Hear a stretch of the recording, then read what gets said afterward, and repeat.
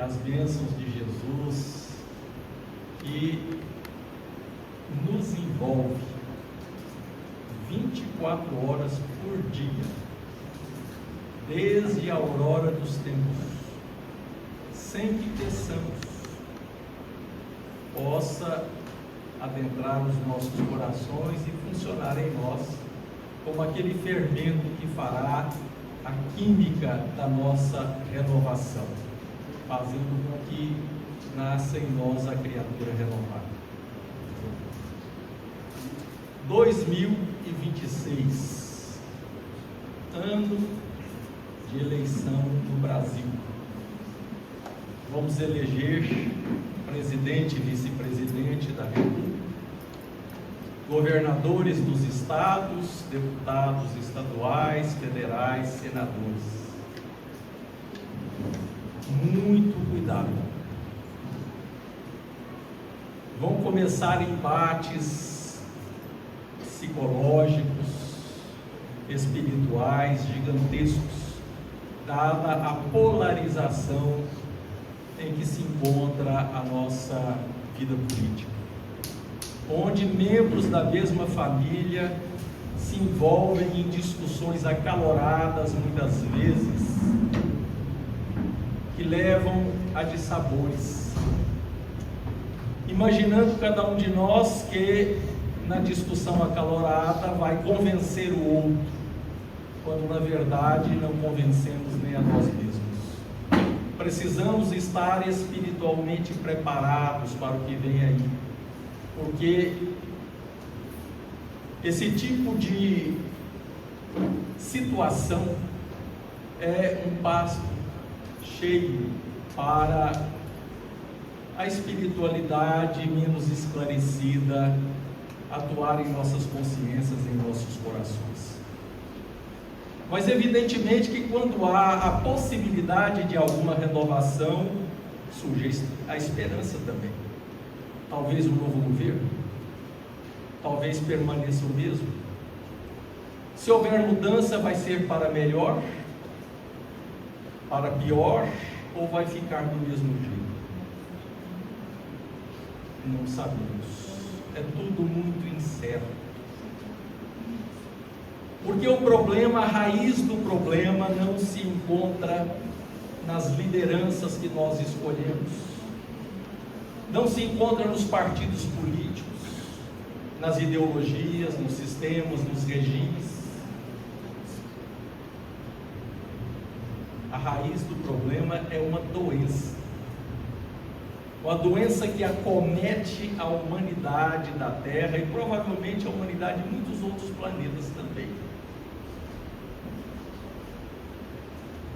E que acomete quase 100% da população da Terra, com sintomas mais acentuados em uns, menos acentuados em outros. Uma doença que é um verdadeiro vício. O vício é uma situação da qual nós não conseguimos nos livrar, a não ser com muito esforço. Imaginem aqueles que são dependentes do álcool, das drogas, do jogo, ou de outras situações que são menos expressivas, mas que constituem viciações, dependências. Muito difícil nós nos livrarmos dessas dependências. E essa doença causa em todos nós, provoca em todos nós, desde muitíssimas reencarnações anteriores, uma verdadeira dependência. E Allan Kardec pergunta aos espíritos se existe um vício que pode ser considerado radical. Isso está no Livro dos Espíritos. E os espíritos respondem: o egoísmo. É essa a doença. É o egoísmo que está na raiz de todos os males da terra. Ele é o pai de todos os vícios. O orgulho é filho do egoísmo, a vaidade é filha do egoísmo e todos os demais vícios. É uma verdadeira doença. E é interessante notarmos que muitas vezes aqueles que buscam carreira política sofrem exacerbadamente dessa doença. Talvez os sintomas dessa doença impulsionam as criaturas em determinadas carreiras onde elas possam se locumentar. Então o problema não se encontra nas ideologias, nos partidos, se encontra enraizado em nossos corações. Mas por que será que esta doença nunca foi eliminada da história da humanidade? Muitas outras desapareceram. Nós conseguimos produzir vacinas que controlaram grande parte das epidemias que assolaram a Terra no passado. Na Idade Média, mais da metade da população da Europa desapareceu à custa de doenças infecciosas em vários períodos. Hoje tivemos recentemente uma pandemia e em pouco tempo a controlamos. Curiosamente, 100 anos depois da gripe espanhola, aquela infecção pelo vírus H1N1, que viajou da Europa para a América de navio. E hoje, nos dias atuais, uma virose 100 anos depois, viajando de avião e se espalhando no mundo numa velocidade descomunal, foi rapidamente controlada em decorrência dos nossos conhecimentos, da tecnologia, da produção rápida de vacinas. E nós não conseguimos lidar ainda com essa doença que nos assola há tanto tempo. O estudo do processo evolutivo tem demonstrado que tudo aquilo que é vantajoso para os seres vivos é conservado ao longo do tempo, enquanto que outros comportamentos ou características que não são adequadas, que não são vantajosas, são eliminadas pela seleção natural. Todos os seres vivos estão marcados por dois comandos fundamentais, sem os quais não aconteceria a perpetuação da vida na Terra e muito menos o processo evolutivo. Esses dois comandos são: sobreviva, e o segundo, deixe descendentes. Então todos os seres vivos, desde as bactérias mais primitivas, de 3 bilhões e meio de anos atrás, estão marcadas por essas duas necessidades: a de sobreviver e a de deixar descendentes, de se reproduzir, de transmitir o seu DNA para as gerações subsequentes. Ao longo do processo de vida na face da Terra, o DNA, que é a molécula que comanda a vida, na qual estão gravadas as características a serem definidas nos seres vivos e passadas às gerações subsequentes, esse DNA, quando se replica para produzir um novo ser ou uma nova célula, sofre pequenas modificações que nós chamamos de mutações. Quando uma determinada mutação é vantajosa para a sobrevivência daquele indivíduo, ele tem maior probabilidade de sobreviver e de deixar descendentes. Mas de repente uma determinada mutação que poderia ser vantajosa numa determinada época, com a mudança da ecologia, da situação de sobrevivência do ser, pode deixar de ser vantajosa. E essa característica é eliminada pela seleção natural. E algumas características importantes têm sido conservadas por todos os seres vivos desde 3 bilhões e meio de anos atrás. Ou seja, essas características são importantes para a manutenção da vida, e entre elas, essa tendência, esse instinto de sobrevivência e de perpetuação da espécie. Então, desde as bactérias, passando pelos vegetais, pelos fungos, pelos primeiros animais, pelos mamíferos, até chegar na espécie humana, o instinto de preservação, de sobrevivência e de reprodução são conservados. Então, o egoísmo que tem permanecido na nossa história, talvez seja uma dessas características vantajosas que precisaram ser conservadas. E se nós analisarmos como é que funciona o egoísmo?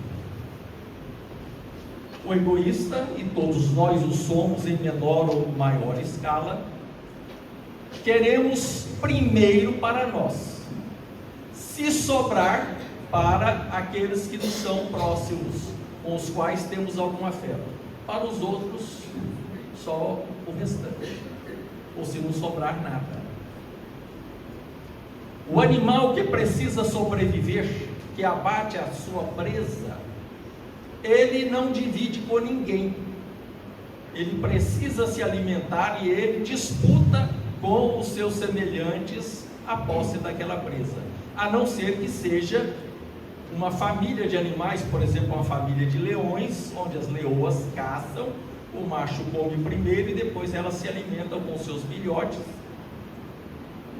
E se alguém de um outro grupo se aproximar, tem briga, porque aquela tribo precisa instintivamente sobreviver primeiro.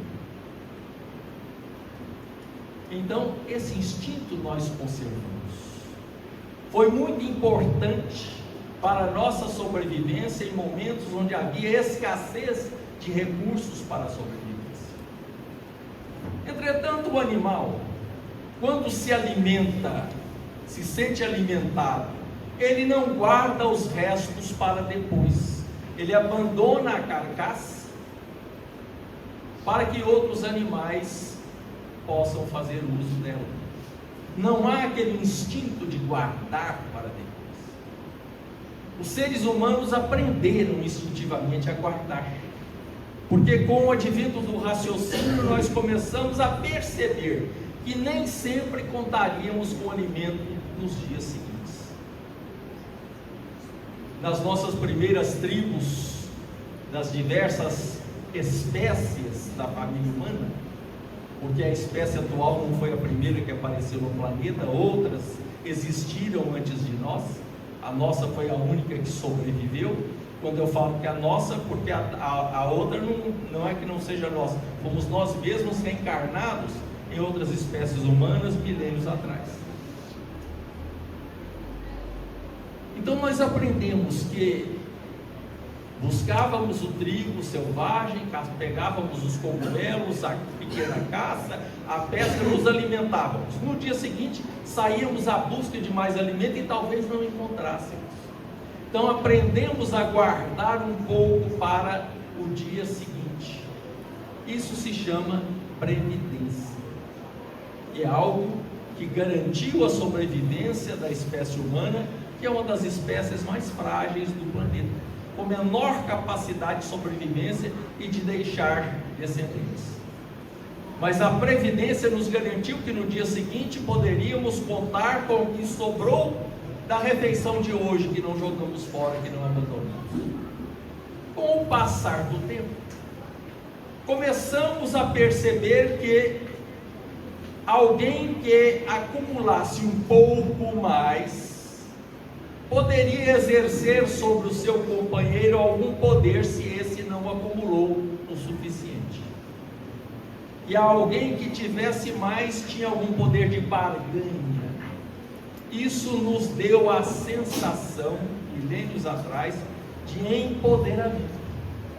Então passamos a acumular, não apenas com o objetivo de sobrevivermos amanhã, mas de termos alguma coisa que nos desse algum poder de barganha em relação ao nosso vizinho, e das tribos em relação às outras tribos. E quando uma tribo percebia que a tribo vizinha tinha alguma coisa que lhe fazia falta, e que eles poderiam perecer diante da necessidade, não pensaram duas vezes em invadir a tribo vizinha para tomar aquilo de que havia necessidade. Então, no instinto de sobrevivência, começamos a desenvolver essa característica de acumularmos em detrimento do outro, e isso se chama egoísmo. Então nós podemos dizer que o egoísmo é um filho defeituoso do instinto de sobrevivência, é o adoecimento do instinto de sobrevivência, que pode até certo momento ter sido vantajoso para a sobrevivência dos indivíduos na Terra. Então repetimos isso tantas vezes, em tantas milhares de reencarnações, que isso incorporou-se no nosso DNA espiritual, no nosso psique. O nosso comportamento egoísta foi tão vantajoso tantas vezes que nos acostumamos com ele. E em poucas vezes em que não tivemos vantagem nenhuma, essas poucas vezes foram suplantadas por numerosas outras vezes em que tivemos alguma vantagem. Então, a vantagem se transforma num vício, passamos a ser dependentes desse comportamento egoísta. É a zona de conforto, sem a qual nos sentimos desamparados. Entretanto, a providência divina tem os seus recursos para controlar essa doença que só pode ser debelada ao longo dos milênios. E assim, aquele que prejudicou pelo seu egoísmo alguém ou um grupo de pessoas nasce e renasce numa situação de necessidade para sentir, ainda que não se lembrando claramente da situação anterior, sentir a necessidade de alguma coisa, e muitas vezes sentir o altruísmo de alguém, a ajuda de alguém, para ir minorando, diminuindo aquele vício, aquela viciação que se chama egoísmo. Vantagens num determinado momento podem se tornar desvantajosas, e nós estamos exatamente numa época, numa situação em que o egoísmo não é mais uma situação vantajosa para a nossa sobrevivência psíquica, para a nossa felicidade, para o nosso bem-estar.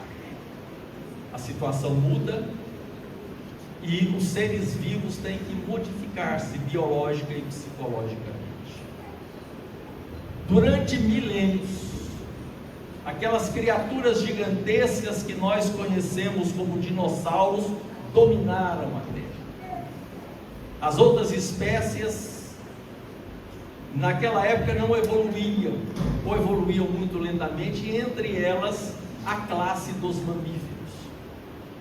Eram pequenos animais que ficavam escondidos nas florestas, porque senão eram caçados pelos grandes dinossauros, por aqueles répteis gigantescos. Entretanto, acredita-se que um grande meteoro caiu na Terra, modificando completamente o ambiente terrestre.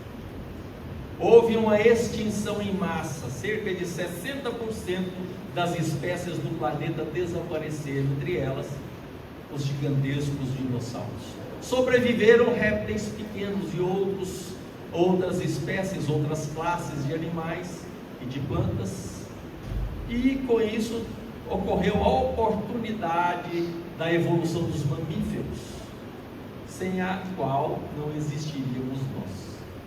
Então, mudou-se o ambiente, mudou a seleção natural, os poderosos desapareceram e outras espécies evoluíram. E nós estamos assistindo agora o ocaso, o final do comportamento egoísta na face da Terra.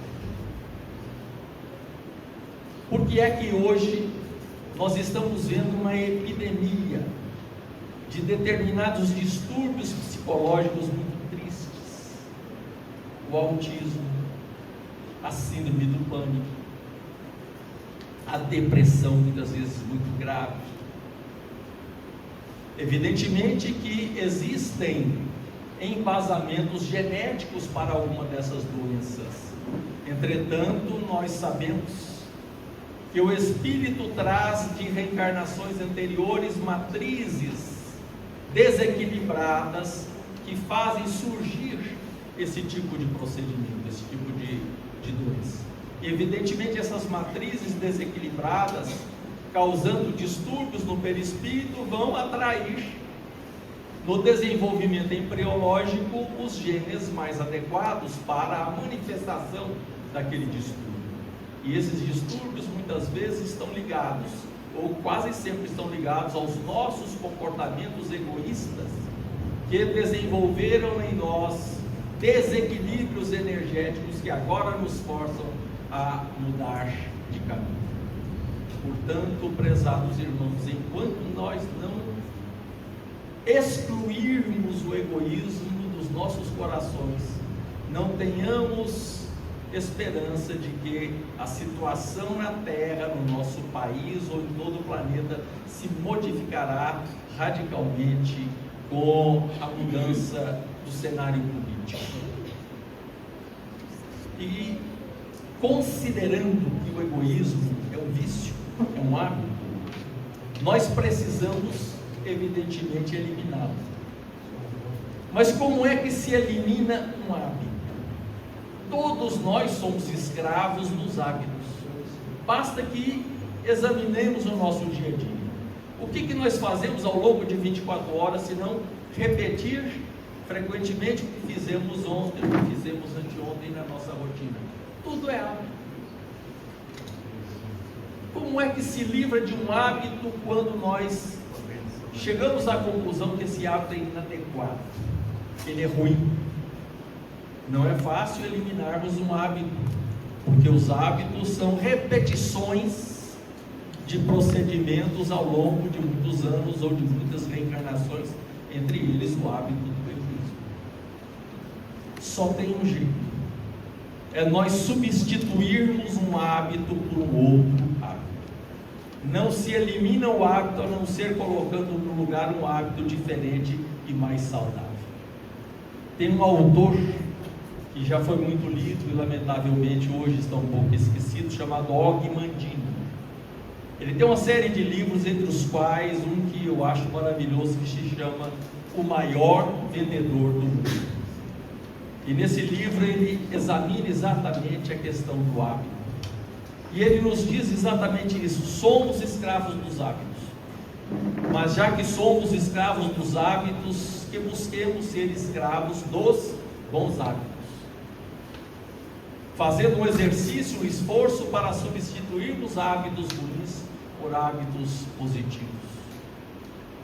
O hábito ruim é aquela zona de conforto, na qual nós estávamos habituados a permanecer ao longo de muitas reencarnações. O hábito saudável, o hábito novo, é aquele que temos que nos esforçar para colocar no lugar de um hábito ruim. Se o egoísmo é o pai de todos os vícios, qual é o hábito contrário ao egoísmo?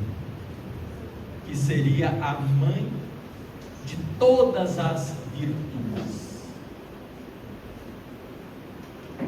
É aquela que fora dela não há salvação. É a caridade. Então o egoísmo é o pai de todos os males. E a sua origem é exatamente na repetição de situações que buscamos para permanecermos vivos na face da terra, para sobrevivermos, que depois se transformou em uma arma contra nós mesmos. E a caridade, a mãe de todas as virtudes, é a única que é capaz de suplantar o egoísmo. Essa palavra tem sido muito desgastada, o seu conceito tem sido equivocado, porque muitas vezes nos referimos a fazer caridade. Caridade não é algo que se faça, caridade é comportamento. Caridade não é dar alguma coisa, dar esmola. Caridade é comportar-se como alguém que ama a outra criatura. Caridade é o comportamento que tem a mãe em relação aos filhos, os irmãos em relação aos irmãos, em relação aos pais. É o comportamento familiar. É aquele comportamento em que nós fazemos de tudo para que o nosso ente querido se encontre em bem-estar. Isso aqui é a verdadeira caridade. É nos comportarmos como o outro que é o nosso ente querido, que é o nosso irmão. Então, o comportamento caridoso tem que ser estendido a todas as criaturas, porque até agora nós temos o altruísmo para com os próximos e o egoísmo para com os outros. Então, esse sentido de fraternidade, de amor do próximo, e a caridade é filha também do amor ao próximo. Ela só pode existir quando nós amamos o próximo como a nós mesmos. E como é que nós desenvolvemos esse comportamento? É forçando, porque não é muito fácil. Muitas vezes nós vamos às atividades sociais, filantrópicas da nossa casa espírita ou de outras instituições religiosas, imaginando que estamos fazendo caridade. Nós estamos, na verdade, nos treinando para tornarmos caridosos. Levamos o benefício da sopa, da campanha do quilo, às famílias mais carentes, com a certeza de que nós não estamos com isso resolvendo o problema deles, estamos resolvendo o nosso. Porque com essa atitude muitas vezes difícil, forçada, porque sair para fazer campanha do quilo não é fácil, muitas vezes nos sentimos humilhados diante da pessoa que nos nega alguma coisa, nos deslocarmos para a periferia para entregarmos uma cesta de alimentos, ficarmos aí amanhã do sábado inteiro fazendo alguma coisa, confeccionando, é desconfortável. Não fazemos isso na maioria das vezes de forma espontânea, mas é um treinamento. E esse treinamento, ao longo dos anos e das reencarnações, vão fazendo com que nós sintamos no outro alguém que merece tanto quanto nós. Então, para combatermos o egoísmo, precisamos desenvolver o comportamento, o sentimento da caridade. Não é fazer caridade, é nos tornarmos caridosos. Tem um outro autor que eu gosto muito, um poeta libanês, Gibran Khalil Gibran. Tem um livro maravilhoso chamado O Profeta, muito lido pela minha geração, e tem uma página onde ele fala da dádiva, e diz o seguinte: vós pouco dais quando dais de vossas posses, é quando derdes de vós mesmos que realmente tereis dado. Porque dar alguma coisa que nós temos não é sacrifício nenhum. A veste que fica velha nós damos, nós não jogamos fora. O excesso de alimento nós damos, porque ainda tem gente, lamentavelmente, que joga fora e prefere não dar. Mas isso é muito pouco. Mas é quando nós nos doamos que realmente estaremos dando de forma verdadeira. É a autodoação que é verdadeiramente a caridade. E se quisermos viver um mundo melhor, com líderes governantes que realmente trabalhem em função do povo, em função da comunidade, nós temos que eliminar dos nossos corações o egoísmo. E nós só temos governabilidade sobre nós mesmos. Não podemos exigir que o outro se torne menos egoísta. Nós só podemos fazer essa exigência em cima de nós mesmos. Portanto, prezados irmãos, vamos realmente viver esse ano político da história do Brasil. Mais um ano político. Vamos tentar conhecer os nossos candidatos, auscultar-lhes ao programa, Podemos até discutirmos de forma civilizada as nossas preferências com os nossos amigos, com a esperança de que será melhor no próximo governo, mas ainda com a certeza de que se nós não alterarmos o nosso termômetro interno, fazendo com que nós percebamos que o outro é uma extensão de nós mesmos, pouca coisa será modificada. Que Jesus nos abençoe.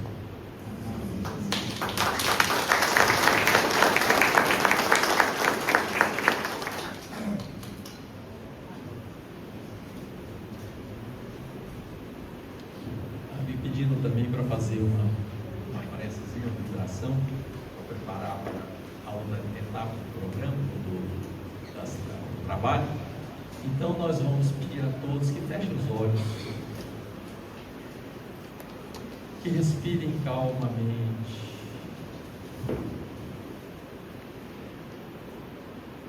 que relaxemos,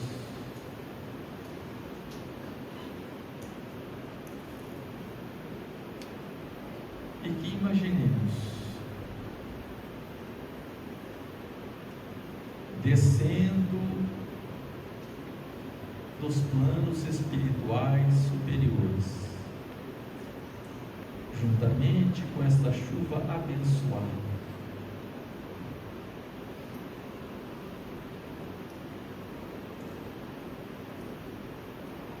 uma chuva de luzes,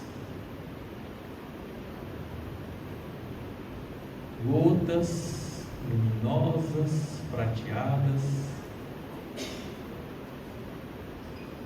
que diferentemente das gotas de água que precipitam lá fora, não são barradas por este telhado que nos acolhe.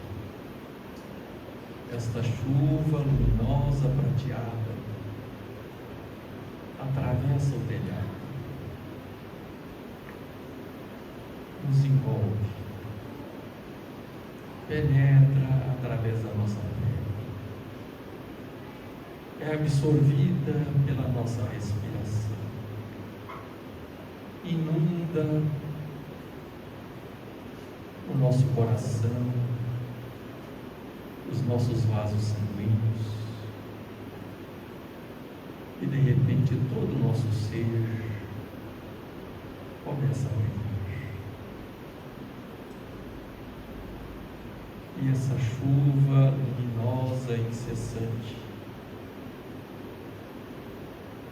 olhando para o alto, percebemos que parte das mãos misericordiosas de Jesus. São suas bênçãos, é a projeção da sua aura, dentro da qual toda a humanidade está mergulhada. Basta que façamos a sintonia para que essa energia luminosa nos penetre e nos transforme. Senhor Jesus, nosso divino pastor, diante de tantas bênçãos, nada temos a pedir, senão a agradecer. Dirigimos ao teu coração misericordioso a nossa gratidão pelo planeta que o Senhor construiu para que as sementes divinas que somos nós pudéssemos emergir do pensamento de Deus e crescer até a racionalidade, tornando-nos conscientes de nós mesmos. Foram bilhões de anos que o Senhor nos aguardou, até que pudesse trazer até nós a tua mensagem há 2000 anos, norteando-nos a partir daí os nossos caminhos. E nas tuas palavras guardamos no eco dos nossos corações aquela promessa de que estaria conosco até o final dos tempos. e aquela outra, Senhor, e que nenhuma das ovelhas que o Pai lhe confiou se perderia. Aqui estamos nós, divino amigo, ovelhas do teu rebanho, um pouco mais despertos, buscando eliminar dos nossos corações o egoísmo e as demais viciações, buscando fazer com que o broto tenro do amor, da fraternidade, da caridade possam se transformar em árvores frondosas, ainda que para isso tenhamos que cultivá-la com o nosso suor e muitas vezes com as nossas dores. Muito obrigado, Senhor, pela bênção desta casa espírita que nos acolhe, que nos ajuda na nossa transformação moral, que nos auxilia a fazermos com que nos tornemos, como nos recomenda Allan Kardec, hoje melhor do que ontem, nos esforçando para combater as nossas más inclinações. Muito obrigado, Senhor.